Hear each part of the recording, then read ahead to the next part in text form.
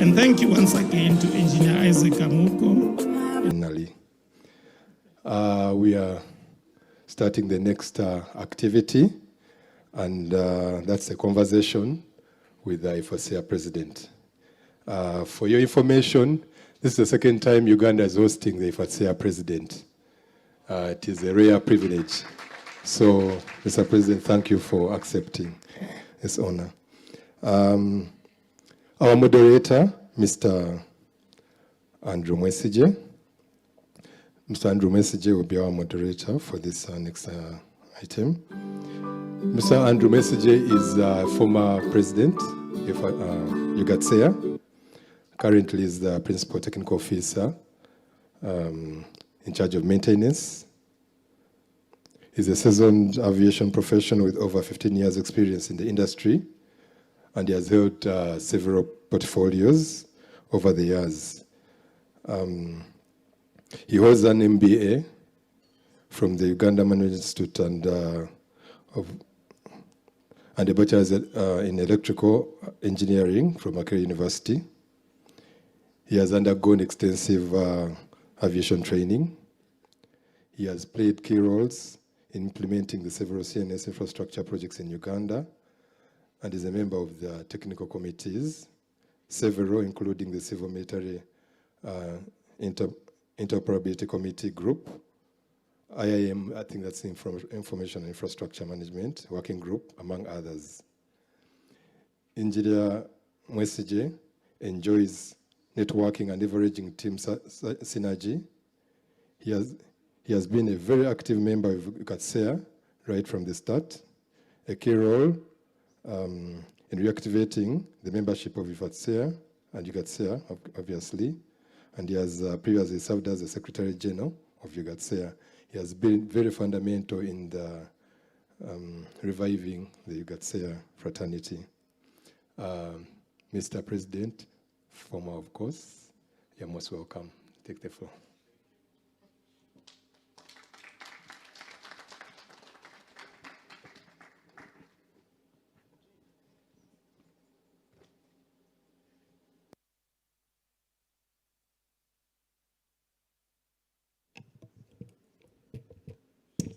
Okay. Now, I'm going to be having a conversation with him, so I think I will use this one. Or we shall share the same. Since we are brothers, we can share the same. Okay, thank you very much. Good morning, delegates, and our invited guests. Yes, I'm very honored to have this conversation with my president. We've gone a long way with Engineer Frank, right from when we were re-registering IFATSEA. He really played a very big role in supporting us, you know. When we contacted him as young men then, he really, you know, took us on and made sure that we are registered with IFATSEA. And Mr. President, you can see your fruits many years down the road. Yes. So I'm going to be speaking having a conversation with the IFATSEA President. And first of all, he is the first black president of IFATSEA. Yes. Before we used to have, you know, many of them were coming from Europe. I think all the former presidents. Canada. Yes. So we are very proud that our very own son of Africa is the president of IFATSEA. Yeah. And hopefully he won't be the last one in a long time. You know? So presidents, please come up. So Engineer Frank Kofi Apeagyei, my friend, first he's a seasoned aviation expert, and he has specialized in civil aviation engineering operations, training, and regulations. Engineer Frank's career began in 2006 with the Ghana Civil Aviation Authority as an electronics engineer, gaining extensive experience in the aeronautical CNS domain, including frequency management. Yeah. Engineer Frank Kofi Apeagyei holds a degree in electrical and electronics engineering, an MBA in finance, now that is multi-skilling, an advanced master's in air navigation systems engineering and operations from École Nationale d'Aviation Civile, ENAC, from France. In 2019, Engineer Frank trained in certification of compliance at the European Satellite Service Provider, ESSP, and he was elected Executive Secretary of IFATSEA and served in that capacity for 2 years. He represented Ghana Civil Aviation Authority on the Republic of Ghana's Ministry of Communications Spectrum Management Board. Then from 2009 to 2018, he served as the main technical representative on that same committee. In 2013, he was elected Regional Director for Africa at the IFATSEA General Assembly in Istanbul and appointed Senior Manager for Engineering Training back home in Ghana. Currently, Engineer Frank Kofi Apeagyei is the Director of the Ghana Civil Aviation Training Academy and the first African to be elected as President of IFATSEA in Las Vegas of last year, already mentioned. Ladies and gentlemen, Engineer Frank Kofi Apeagyei.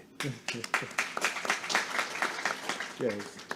So, Engineer Frank, I think I have this honor of having a conversation with you about IFATSEA, and it will be easy for me because we've known each other for very many years. Yeah.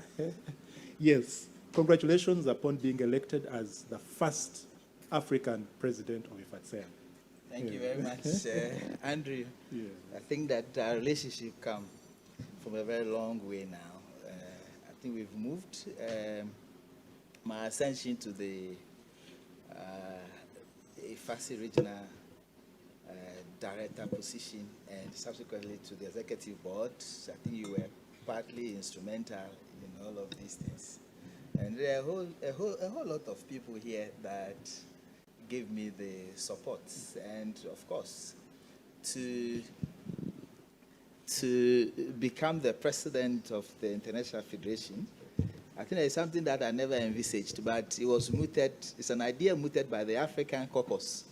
And somehow, when we thought that it may not be possible, it became possible.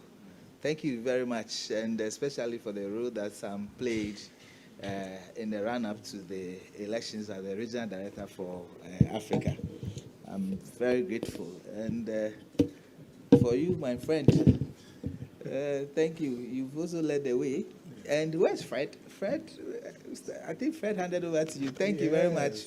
You've been dealing with all these people for all this while. Thank you, and I'm grateful to be here. Okay. And I don't know, you said that this is the second time IFATSEA is hosting the IFATSEA president. I'm sure the first one was not me because that was somewhere 2016. Yeah. So it's the late Thorsten Ware. Yeah, he's late now. May his soul rest in perfect peace now. He passed on somewhere in 2021. Yes. Yes, around the COVID time. And once again, may his soul rest in peace. I was supposed to have been here with him at the time, and then something else cropped up. Yes. Yes. So thank you very much, and happy to have this conversation with you. Somehow, it's my own friend who's going to question me, so I'm sure that you fill in the gaps because you already know a lot of the things. Sure. Thank you. Yes. So Frank, as we privately call you. Since I know you've actually been very active in IFATSEA for very many years, and then you have a wealth of experience as far as actually our federation is concerned. I wanted to find out, maybe we tell our delegates how has it been ascending to the helm, the helm of IFATSEA, and what your experience has been so far at the helm of IFATSEA. Yes. Thank you very much. And I'm sure the first part that I need to provide, I've already provided it in terms of how I ascended to the top seats within the IFATSEA fraternity. The second part is what you are asking about my experience so far. Yes. I think that I'm barely a year old in the seat as IFATSEA president. I think we are in June. I took the position somewhere in October. And so barely a year. So I need to have, so I'm not sure I'll have a lot of experiences as president. But it's been a combination of, let me say, some challenging times and some interesting times, of course. And again, let me say, somehow rewarding in some aspect of it, and I will explain. As for the interesting times, I think that we already know, because when I started the journey within IFATSEA, I didn't know that I was going to climb to this stage. And I'm sure when I arrived and you met me, you said, look, you've gone through the ranks to this point. Then I remembered in those days how we were attending meetings. Hey, Jack, you are there. Thank you very much. There's been a couple of people that have been with me. And let me make mention that when we started this journey, at the time I had my Secretary General who was representing Tanzania there, Madam Margaret. She is here. Yeah. Thank you. We took a lot of inspirations from her at the time. I think she was managing the training academy then. Then Madam Mushi Aurelia took over from her as well. I remember the leadership in Tanzania at the time. So there are a couple of people that I know that we've been through all this while with them, and I remember their names very, very well. So that's the interesting journey. I'm sure that most of them, when they heard that I have become the president, they were very much happy. Yes. And I remember when I became the executive secretary, Madam Aurelia somehow got my number and called me and said, Frank, I knew you would get there. Yes, thank you. So those are the interesting times. The challenging moments. It's not easy taking the highest office within the federation, because everybody is looking at you. Yeah, sure. And there are a lot of issues regarding the ASEP fraternity. And one of the things that struck me was after the Las Vegas assembly, I think a week or 2 weeks, then we got the information that a certain working paper within the ICAO had made its way in taking the ASEP profession out of IFATSEA document 9868. That's the PANS training document. And I was shocked because I didn't expect that to happen. You know, previously, as a regional director on the board, we had worked so hard to get the profession into the PANS training document. And 10 years after, then you have somebody come with some working paper to say that, no, this group of people don't deserve. So I was shocked. And I said, wow, then there is a real challenge. Yes. What do I do? Would the ASEP fraternity say that the African man came and ensure that everything is taken out? Away, yeah, so that's the challenge I found myself in. But we are working towards it anyway. That's one part of it. I'm sure that we'll come to this topic as we move on. Yes. The other part has to do with the one I said is a bit rewarding, because you are president. So wherever you go, you get the recognition and you get the attention as the IFATSEA president. That in itself is quite rewarding. Yes. And when I arrived, Isaac and Co. had prepared a VIP treatment for me. And please, thank you very much. Isaac, thank you very much. I didn't expect it. I was shocked, really. And actually, I want to thank the director airports who wrote just one note and they said VIP treatment. Oh, wow. Yes. Thank you very much. He has been supporting us. So that has been the experience so far. But ultimately, I have been focusing my energy in terms of improving our global presence in the world. And so I'm sure that you've been seeing almost every aviation issue, you would hear the voice of the IFATSEA Yes. on those issues. Yes. And that, I think, that is quite important for the profession. I'm sure, let me end here so that we can move on. Okay. Thank you. Thank you very much, Frank. Actually, picking up from this discussion, I don't know whether you could actually shed more light on the issues of IFATSEA in Africa. As the president, you've actually had international exposure to other, IFATSEA organizations in Europe and, in Canada, the US, and now Africa. What do you see is the gap that we have in Africa and how we are going to bridge it, so that the IFATSEA in Africa can also, be highly taken up in the profession? Because I know actually IFATSEA it's a very silent profession, very specialized.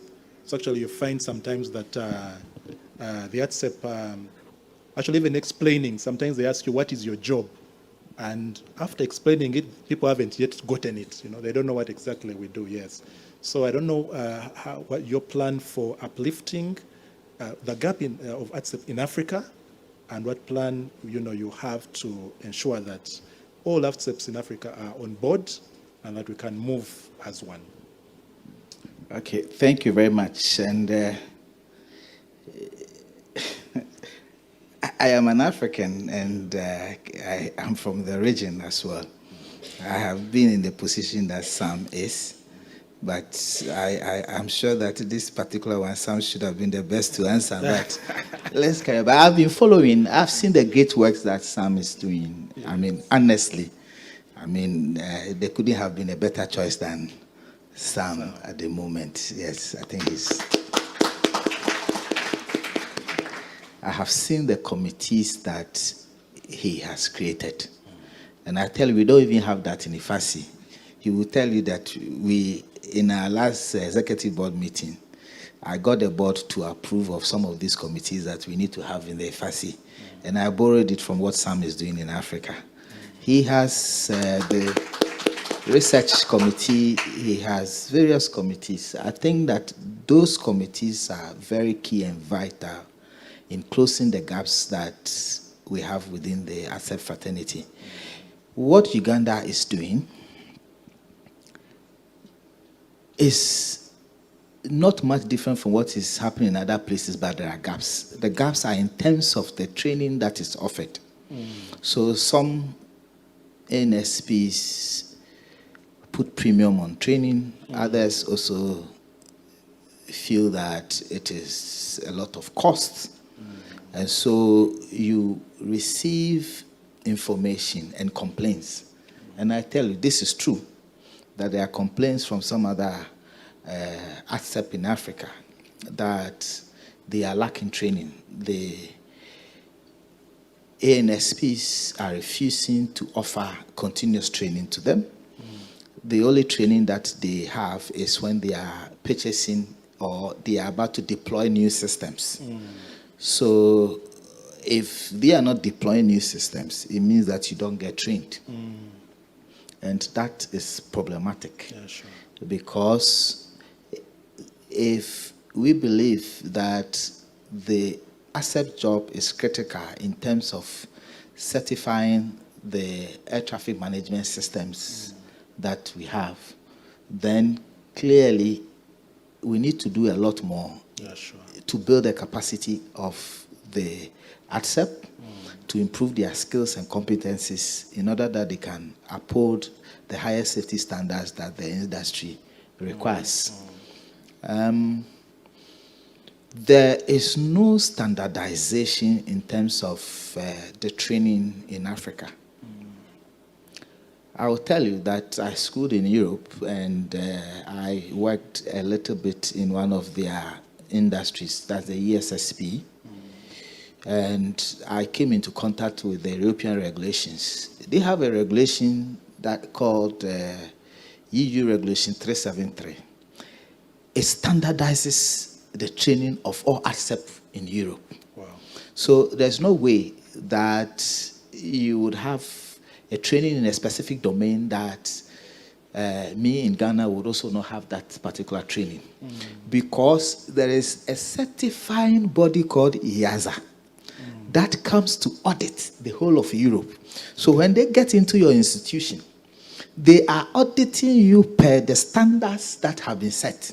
So they look at your training and all that. And this one, by the way, I'm sure it won't go anywhere. When I was in ESSP and IFATSEA was auditing them, and they realized that I was the regional director for Africa and I have a lot of experience in IFATSEA. When it got to the training part of it, they had to call me to come and sit in to answer the questions for them. And that's the truth. Wow. They called me to answer those questions on training because otherwise they were going to be found wanting. You get it? So their training is standardized. Here is not standardized. That is a big gap that we need to be working at. If we're able to get that done, I believe that it would be better for all of us, especially with the industry. And I cannot end by praising what I have heard is being done here. That there's a lot of investment, you are being enthused to innovate and develop, which is better. Once that is done, I'm sure that it can be replicated in some other regions, or even the Ghanaians that are here have heard. There are a lot of young, vibrant, and these days we call them NGAP. They are the next generation of aviation professionals. They would go back and look at it and say, look, in what way can we learn from the motivation that they have seen in Uganda? And I'm sure that they will begin to do certain things and put things in place. So standardization is key and very important. If we can do that, I believe that it would go a long way to contribute to the safety improvements within the industry that we are all looking for. Okay. Thank you very much, Frank, for that one. And indeed, standardization is can be a challenge. I don't know what we can do for to encourage, first of all, the industry to, well, at least we've been lucky in Uganda that training has been prioritized. And of course, though we sometimes suffer budget cuts, but at least it is not that severe. But we have other African maybe countries that really, like you've mentioned, have not prioritized training. They only train when when maybe they're buying equipment, if at all there's any training actually. Yes, and I don't know, maybe as the president of IFATSEA, what strategies we have to ensure that the regulator, and the industry are moving, in tandem to ensure that, as the minister noted, that the first cut, the first area of trimming, whenever there is budget allocation, is training.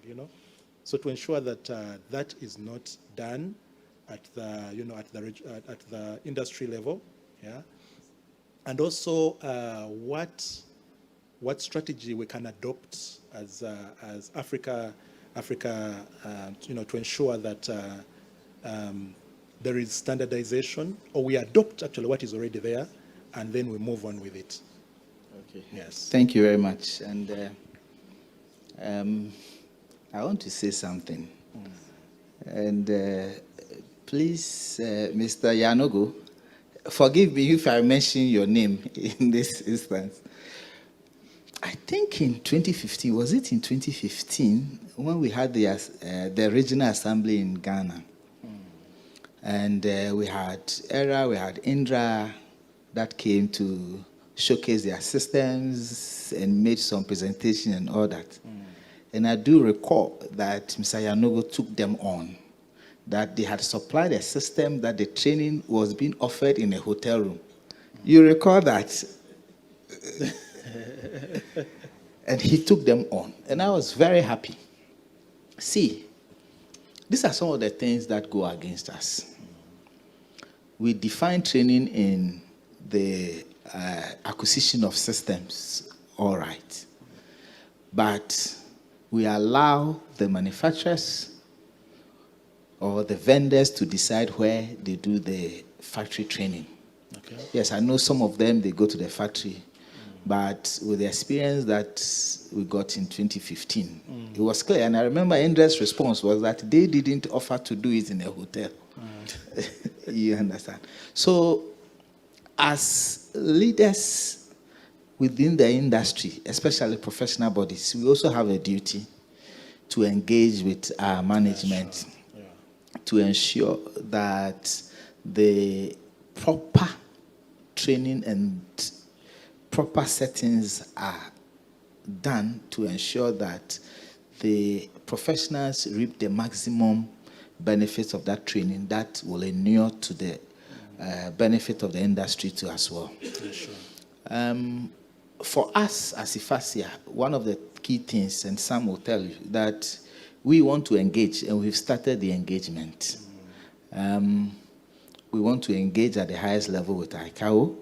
We want to create partnerships with industry manufacturers.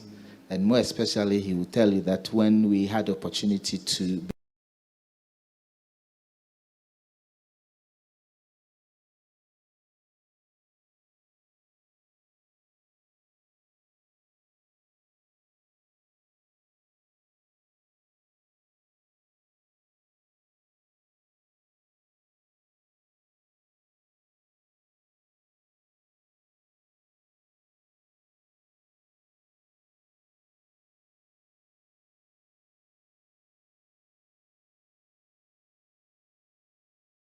be in Lisbon for the airspace world, I can tell you that we spoke to us many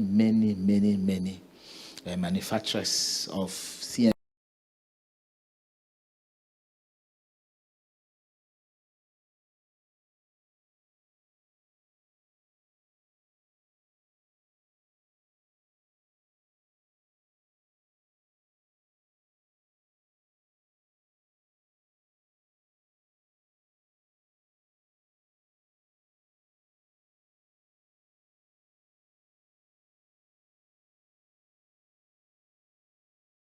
systems. And we are doing a follow-up on our conversations because we want to create that partnership with them. I believe that by creating that partnership with them, we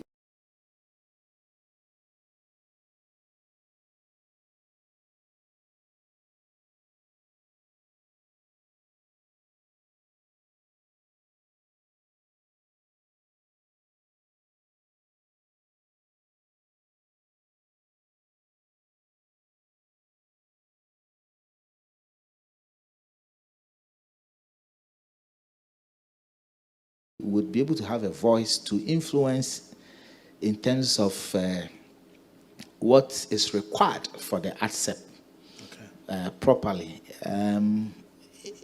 If we do not do that, they will always come and tell us, this is what you need, this is what you need, instead of us telling them what we need. Yes. So that is one, engagement and creating partnership. The other part has to do with the we have the ASEP competency framework. And it's important that we continue to create advocacy on the ASEP competency framework. That defines what training, duration, what type of training should be done, the categories and all that. From the very moment that you enter into the industry as an ASEP and then you go through and all that. That should be looked at properly in line with the ICAO critical element 4 that talks about providing training and continuous training for technical personnel. I believe that under my tenure, that is one of the areas that we are keen at ensuring that we continue to create that advocacy and engage with ICAO so that, for example, now we have cybersecurity, you have AI. We need to ensure that we're able to include all of this in our competency framework so that it can become an example, a document that any ANSP can look on as far as the definition of training for the ATSEP in their institution is concerned. Yes. So, Okay. Thank you very much. Actually, I want to pick on the area of engagement. You see, as engineers, I think because we deal with machines, we find it, sometimes we find it difficult to engage, you know. And yet actually out there in the world is full of other professions. Yeah. So when you find, when you don't engage, you can actually find that even sometimes the leaders of these, of the CAAs, of ANSPs may not actually have an engineering background, and yet actually they are the decision makers. So I think, I also think, I want to agree with you that as ATSEPs, let's not sit back and, make, watch things happen, sometimes you say, I did this and let the thing, let it be, let it take a natural flow. But I think engagement has an area of being active, it has an element of being active, you go and meet the decision makers, have a discussion with them, keep in their faces so that they don't forget you, Yes, because the other professions actually who are good at keeping in the faces of the decision makers, Yeah, then ATSEPs were there in the cold rooms, following maintenance schedules and installations, and the other people don't know you, So when it comes to a decision, to making decisions, you may find that many a time we may not be as prioritized as we ought to be because they just don't see us, They just don't see you. Yes. So I think that is it's a very good one that I think we need to take on, especially the various executive committees that are here. Let us endeavor to be in the faces of the decision makers, so they know us. They know us.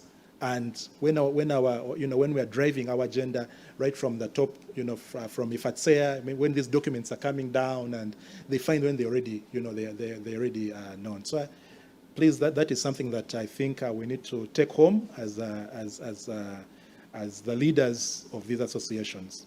Then, Frank, this theme, about digital transformation. Yes, technology has come.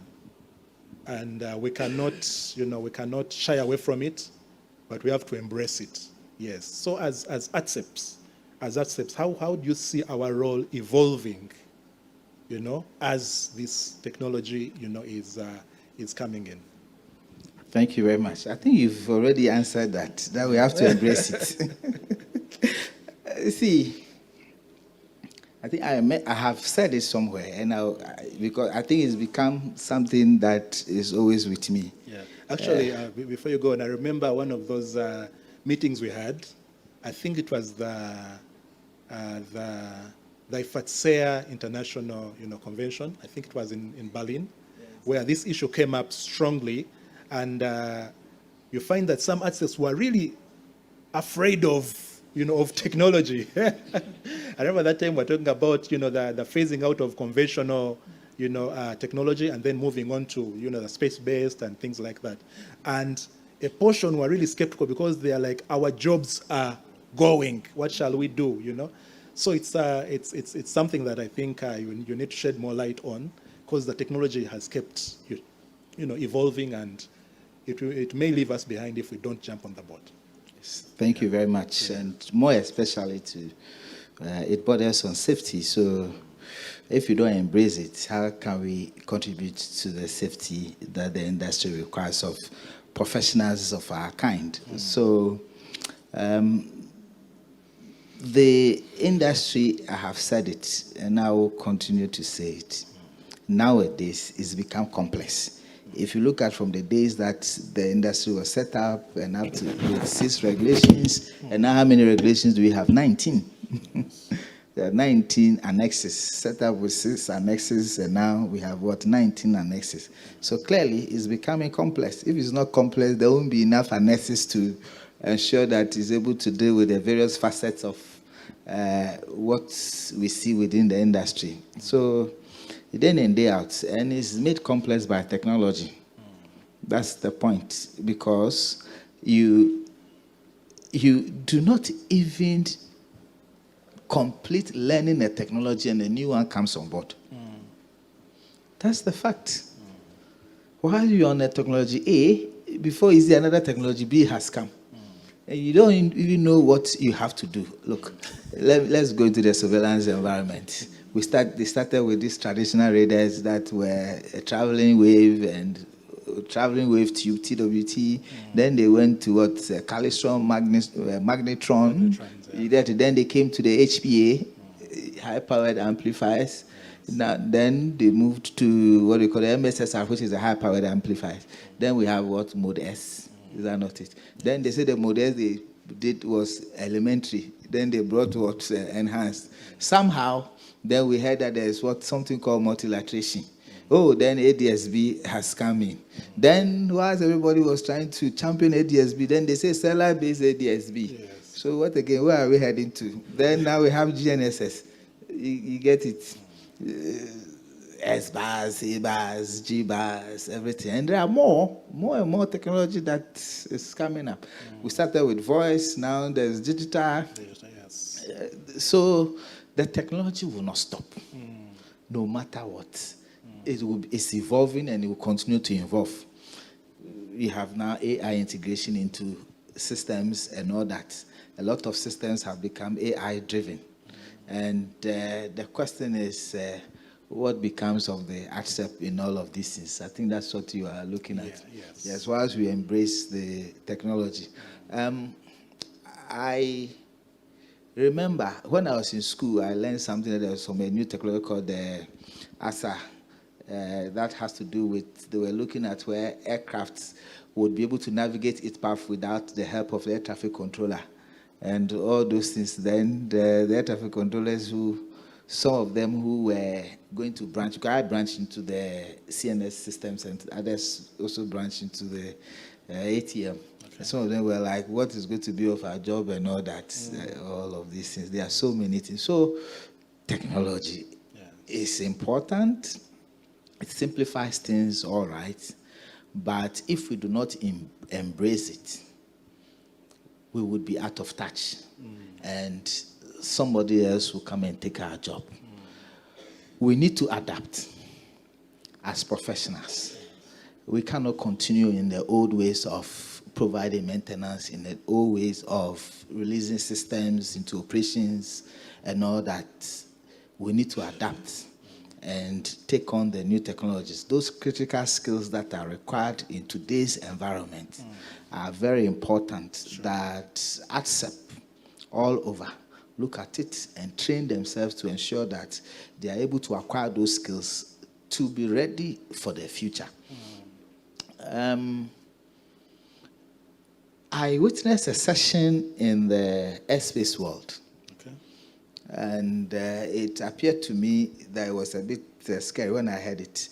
The DFS in Germany, yes. What they are doing now is they are trying to push all their maintenance regimes into the cloud. So you ask yourself that when they do this, what will become of the ACCEP in terms of maintaining? Yes. And it is going to be driven by AI. So what would become of the ACCEP?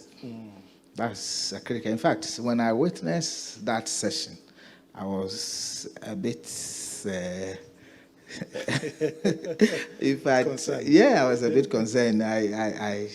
But I said that's technology. We must find new ways. Yeah. That is why we have innovation. You need to innovate in order that you can also make your skills very relevant in the times that you find yourself. So, yes, there are all of these digitization, AI, and a whole lot of things. But ensuring the system integrity and addressing the cyber security threat, I'm not sure that it's the AI that is going to do that. You need the human intervention. And the human would always be placed at the center of all of these things. What is required is that you would have to acquire that skills to be able to monitor the AI-based systems. Because if you don't have the skills, you will not be able to monitor the AI-based systems. Yes. It is through the monitoring that we will be able to ensure the system integrity, system reliability, and at the same time, being able to also address what we refer to as the cybersecurity issues. Okay. And I think you put it rightly that we need to embrace this. I think for Uganda, many years ago when Engineer Kagoro was still our director, we actually had that idea of, he incubated the idea of having a research and development, section of the CNS here. And actually, from the time he left, because he handed over to Engineer Ruhesi there, but they've actually, we see that actually they are putting a lot of effort in ensuring that actually we have, there is a gap that they are going to fill, especially in, like we're saying, system integrity monitoring and, and solution, process improvement, and solutions development. And, it is, I believe actually that our R&D is just taking off, yes. And we've seen the wonderful solutions that they are talking about, That's very encouraging. Yes, very encouraging. Very because, encouraging. Yeah, we can actually, see that as IFATSEA, we are not only, it's not only tunnel vision, but actually you can expand the scope. Possibly our team can even, now even package the products and maybe even take them on the market so that we don't only have European products. I'm saying that I'm really proud to associate myself with the innovations that I have had being done in Uganda. And I think that it's a story that we need to share. Not just share it as a story, but encourage the other regions with the ASEP to begin to look at these kind of innovations and see how they can learn from it and implement it as well. Yeah. If we're able to do that, I'm sure that by this, I'm sure you are able to also cut down some costs as well, and which is very good. And also, President, that I think Africa, we need to start, if not already, we need to start to believing in ourselves, in our solutions, in homegrown solutions. Because you can find that, as sometimes when I think we've just been stereotyped that when maybe they expected the president of, IFATSEA, possibly they expect to see a white man. Oh, yes. They thought a white man is going to I shouldn't be black. So I think as Africa, we need also to support ourselves.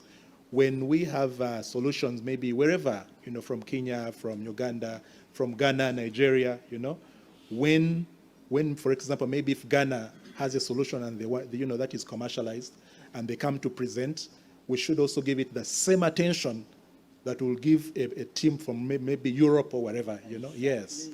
And ensure that, we support, because no one is coming to build Africa. No one is coming to rescue us. We are the ones who have to, pick it up, especially the generation that we are in, where technology is advancing very fast, where the world is a global village. We need to really embrace each other and support each other instead of fighting African products. And I tell you that the generation we have are very, very intelligent. I mean, we call them the computer generation. They are very intelligent, and they are able to pick up things very fast, learn quickly. And given the opportunity and the freedom, I believe that they will be able to innovate and bring some improvements in terms of what we do as IFATSEA and to contribute to the overall safety. I think that everything that we do is aiming at one thing. We want to ensure industry safety. We don't want accidents. We don't want incidents. We want a situation where when I take off from Uganda to Accra, I should be able to land safely without any hitches. And that's what everybody wants. I landed here safely without any hitches. Yes. Thankfully, that's great.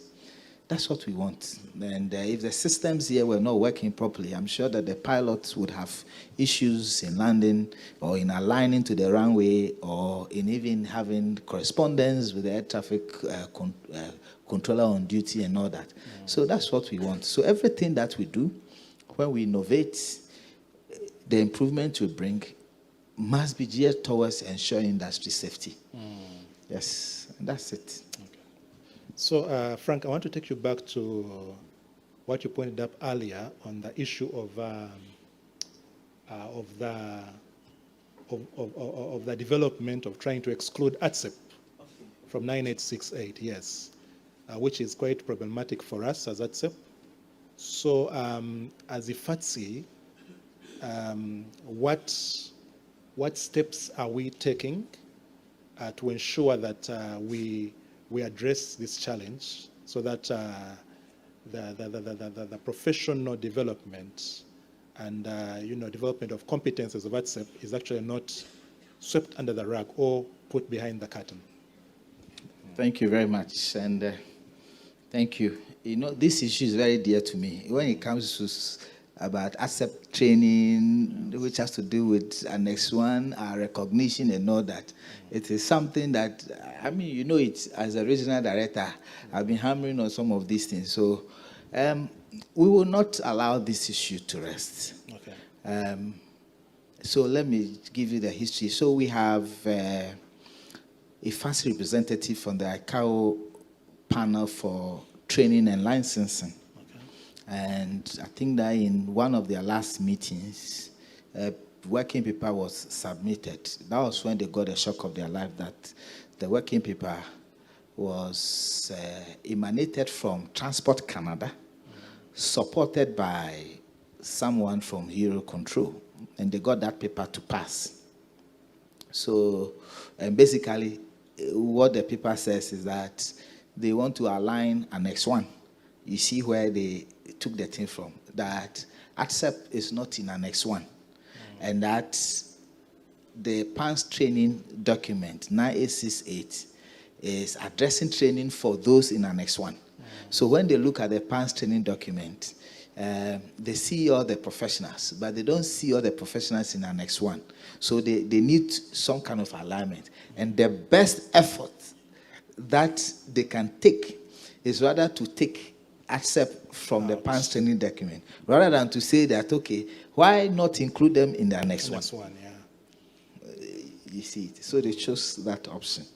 And we have rejected the reasons because we feel that by taking the IFATSEA out of the PANS training document, you will be undermining air traffic safety.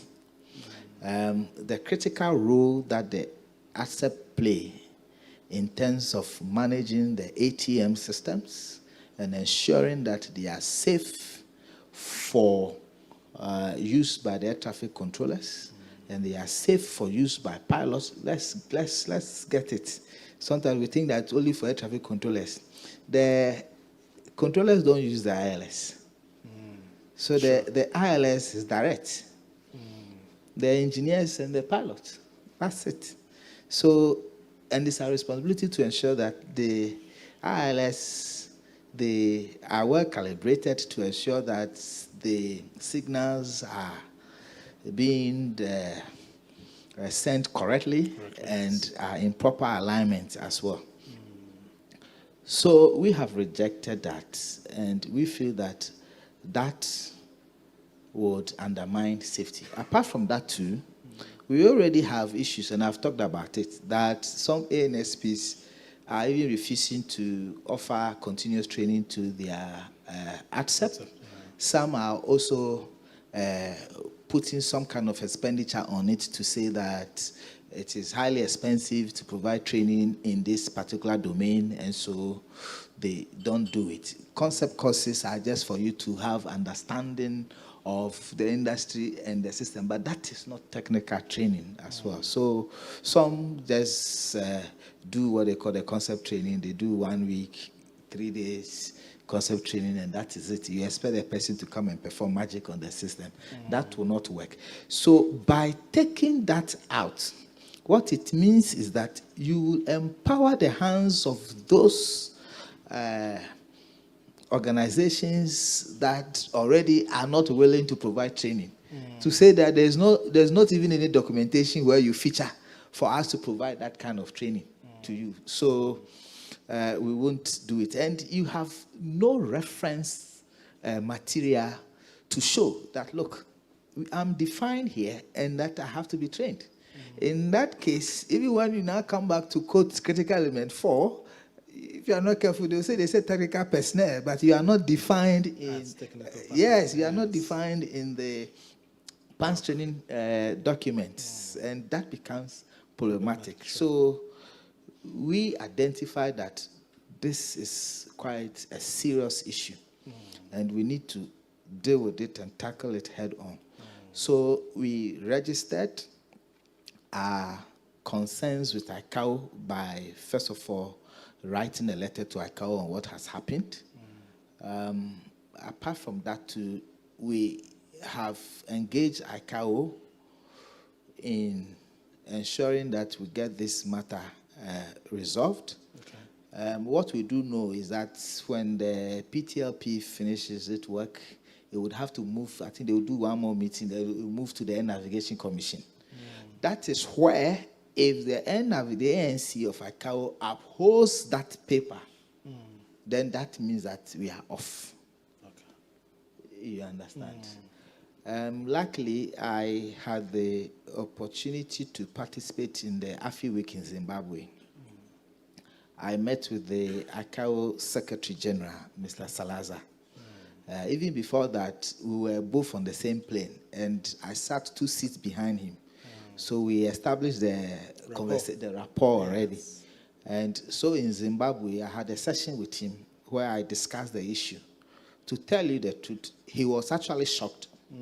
Yes, he was not the only person I discussed with. He, together with the head of the Capacity Development Bureau, Capacity Development and Innovation Bureau.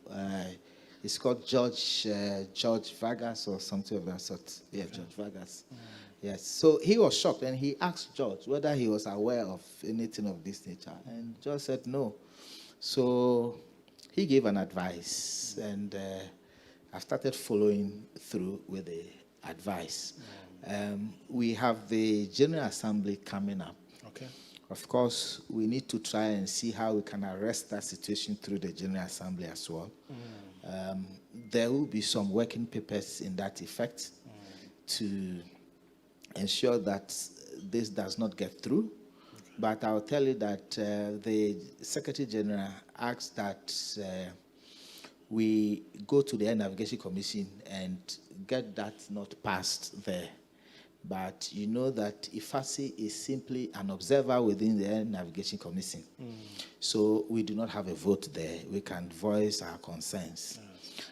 But we need the collaboration of the CAAs and the ANSPs in this instance. And so if you recall, when we got wind of the issue, I called an emergency meeting of all AFATSEA. I'm sure that most presidents participated in that meeting. That's where I presented the issue and asked for their support. What we did was to provide a framework in terms of what we think what should be done, and ask them to go to their ANSPs. Okay. And in this case, I want to find out. Mr. Hezi, please. Yes, I want to find out here. Did Isaac come to you with this issue? With this issue, needing your support in that direction?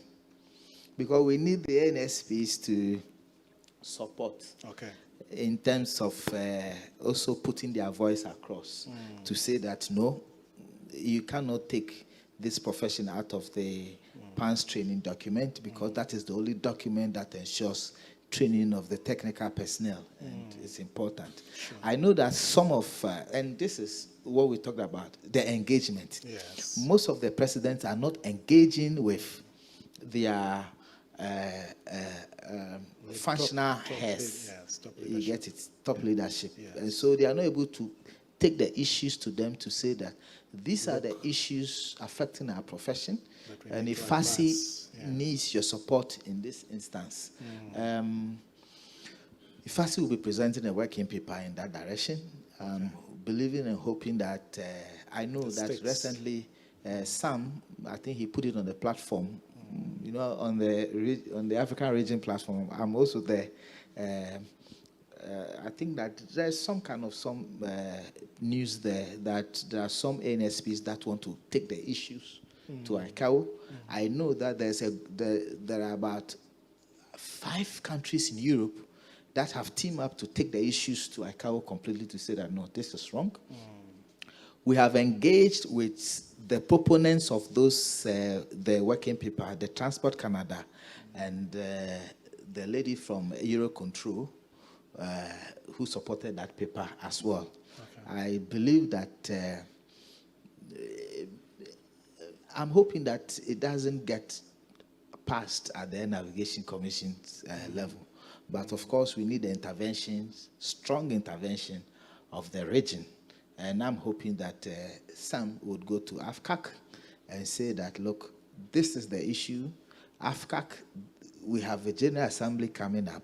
Can you take this issue up at the General Assembly in terms of a working paper or something of that sort that should help in terms of addressing the situation? Yeah. So by and large, this is the effort that we have put in place to ensure that we don't get that done. Apart from that, too, let me also say that the alternative that we are seeking to propose is to go back to an extent that defines our role, and to ensure that training is incorporated in an extent. Okay. I think that if we have that done, I'm sure that we may not have to come back to this PANS training document and all that, because when you take that and extend, it defines the training of AFATSEA and all that. So that's one of the things that we are intending to do. And personally, I've started writing a working paper on that. I'm sure when I finish, I was telling the regional secretary, Brest, that when I finish, I'll give it to Sam to have a look at, see what inputs he can put so that we can submit it. So this is the probably the small thing that we have been trying to do at the moment on this issue. Okay. Thank you. Wow, thank you so much, Frank, for elaborating, shedding more light on that issue. And I think the call has been made to all of us, the executive of our national associations, that we need to engage. We cannot sit back. Like he was saying, someone can actually just smuggle the sentence and you're out. And undoing that sentence can take us a lot of hard work. So I think we need to take up this call from the IFATSEA president to engage. Engineers, let's engage. We call it politics.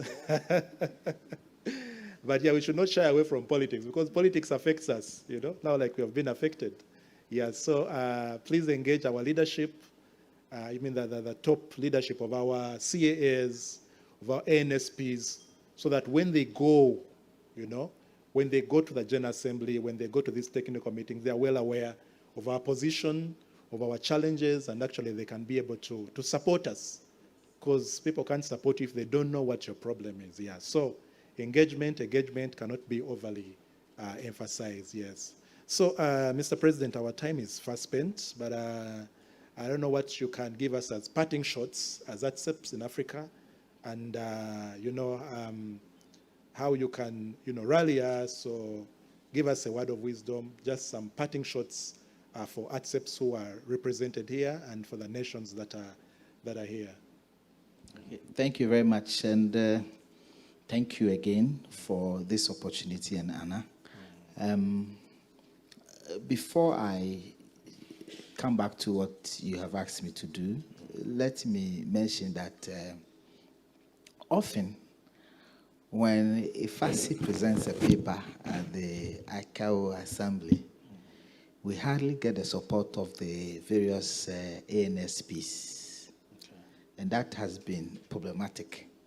I believe that in 2013, we almost succeeded in getting the asset profession in Akaiwa Annex 1.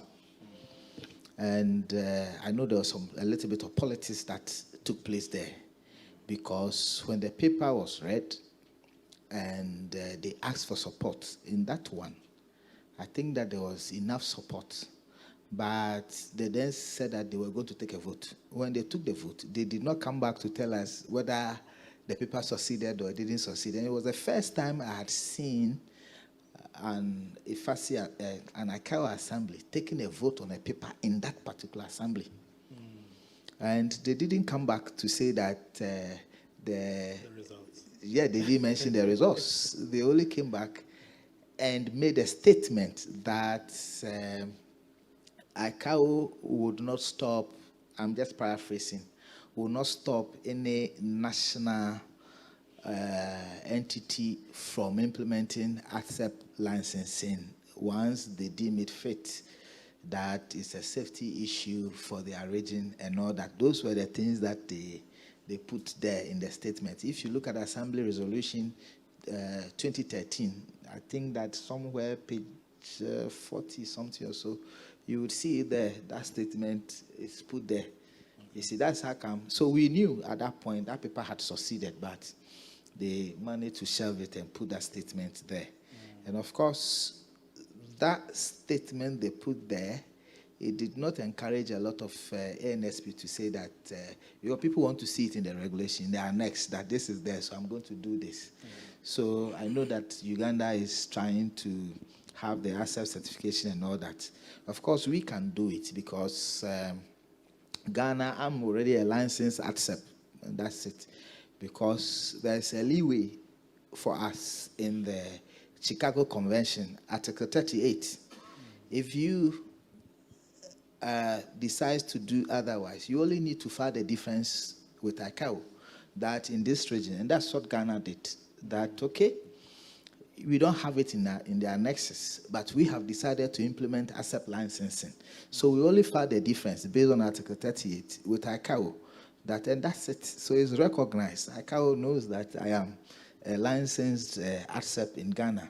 And I'll give you an example. We had an ASEP in Ghana whose wife was a Canadian. And he needed to join his wife. But because he was a licensed ASEP, he got fit into the Canadian air navigation industry. And he's in Toronto working.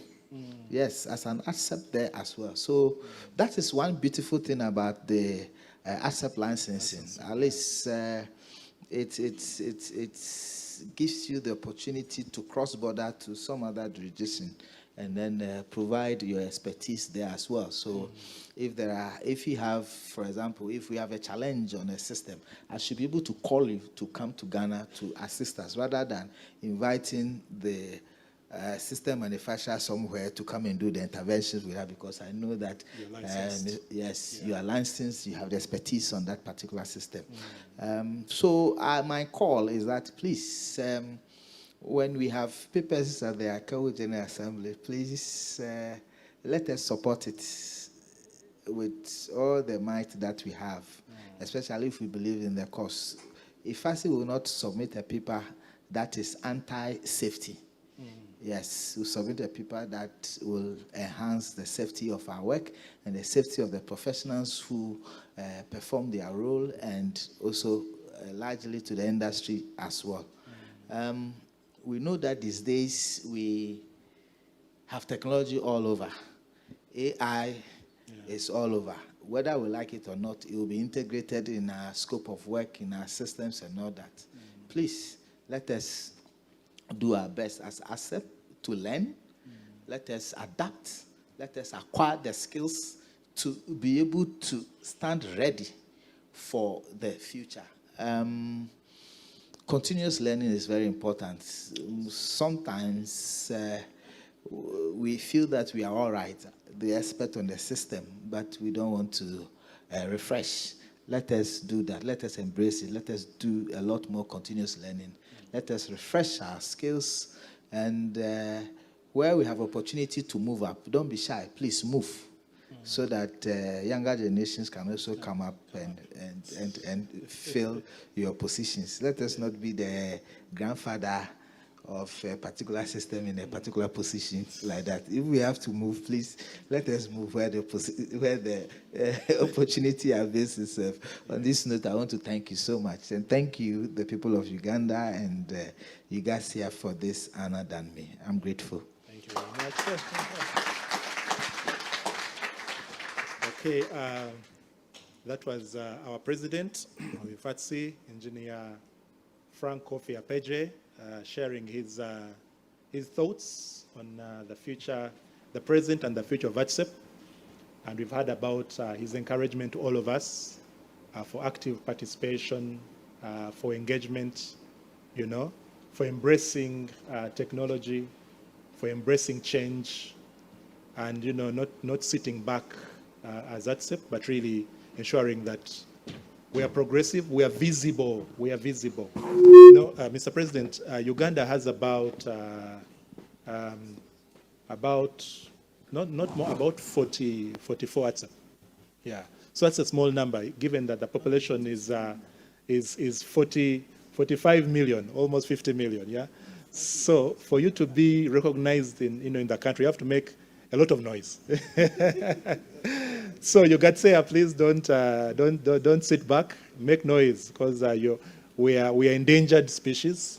Yeah, but then yes, but I want to also thank IFATSEA because Mr. President, as you know, in Uganda, our association is umbrella. Yeah, so we took on our colleagues in the industry, in the profession. So we find that IFATSEA has a membership across. So actually, we have people from electrical, people from civil. We have people, even from the regulator. Some regulators actually, whose background is IFATSEA, are members of IFATSEA. Yes. It's not different from Ghana much. Okay. Ghana too, Bless is a regulator. Hey. Yes, I know that this system is also in some other regions. Regions, yes. But I learned this, I think, when Fred was the president. So Yeah. when I got to know that you are a bigger association. Yes, we're bigger. Bigger association with all the Disciplines. Yeah, the disciplines. That is great. Yeah. So thank you very much. I think we have taken some notes home, and I wish to hand over to our program leader, Michael. And thank you very much, Mr. President. And we shall keep interacting. Before you leave, thank you very much. Uganda, for us, we are very hospitable, and we give parting gifts. Thank you for the conversation. Thank you very much.